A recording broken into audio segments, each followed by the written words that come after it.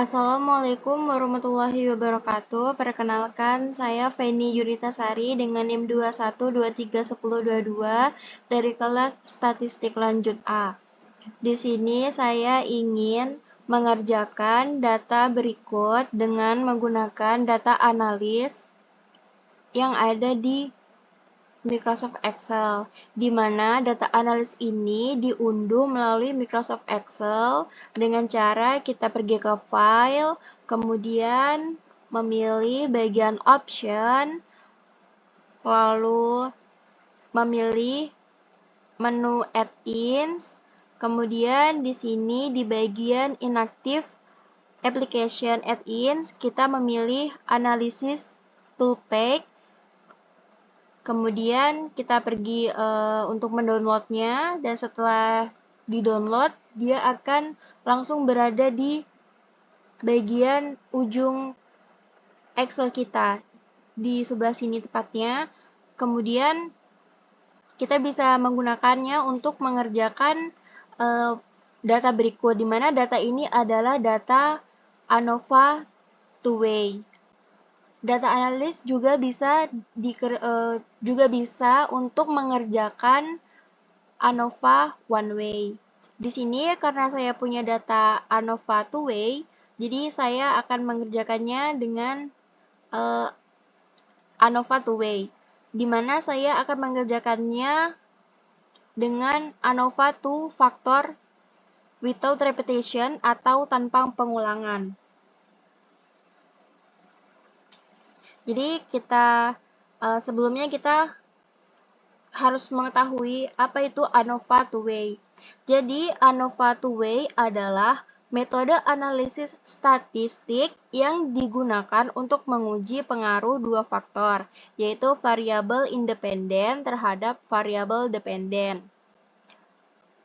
Kemudian, kenapa di sini menggunakan without repetition?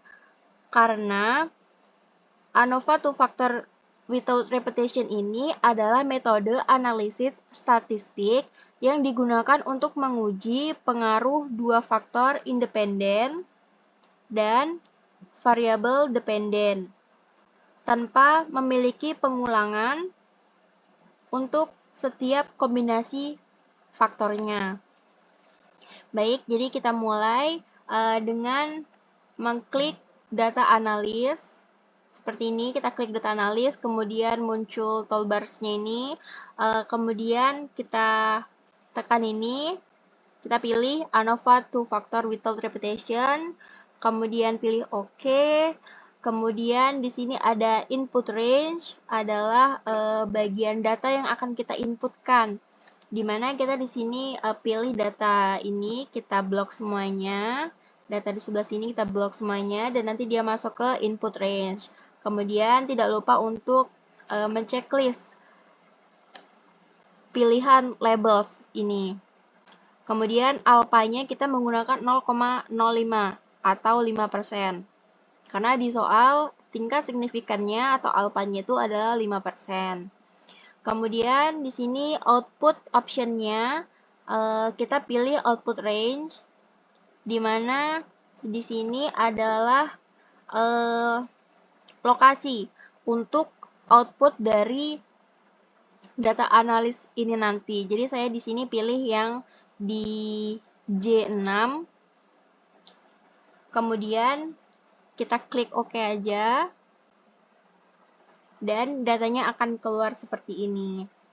Setelah datanya keluar, kita bisa melihat di sini bahwa di sini ada summary atau bagian yang menyajikan ringkasan statistik deskriptif untuk setiap levelnya dari kedua faktor. Jadi di sini ada lokasi, yaitu sebagai row-nya, kemudian ada pahe atau kumbonya sebagai kolom. Di sini ada juga, ini kita agak gedein dikit ya. Ya, ini ada source of variation. Jadi source of variation ini ada SS. Di sini ada SS, maksudnya adalah sum of square, yaitu jumlah kuadrat deviasi yang menunjukkan total variasi yang dijelaskan oleh setiap sumber variasinya. Jadi SS ini yang lebih besar mengindikasikan kontribusi yang lebih terhadap variasi totalnya. Dimana di sini juga ada DF atau degrees of freedom, yaitu derajat kebebasan, di mana menunjukkan jumlah informasi independen yang tersedia untuk memperkirakan setiap sumber variasi.